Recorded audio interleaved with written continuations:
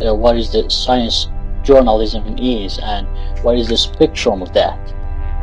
Science became part of the news increasingly, whether it's about nuclear energy or the global warming or the destruction of the Amazon. You started seeing more and more headlines about or droughts, big drought or extreme weather. Well, it's simply that so many things around us, if we don't have the benefit of science, describe risks and opportunities. Without that lens, without the scientific lens, you could live a life happily in Los Angeles or Tehran and never think about earthquakes.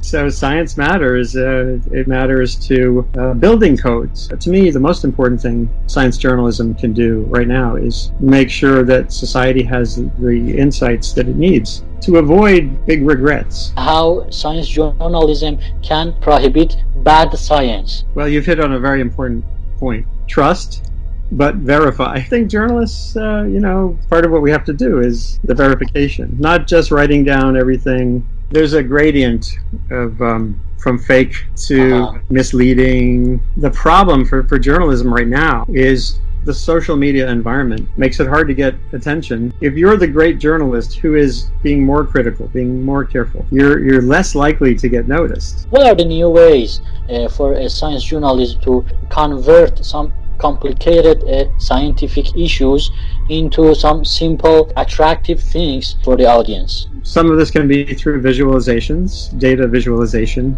There's a lot of potential to have that visual play into the education content. I still am a fan of blogging because for the readers who come to your blog, ideally you end up building a conversation, a sustained relationship. So it's part of duty in order to have some critics about the latest enhancements of the science.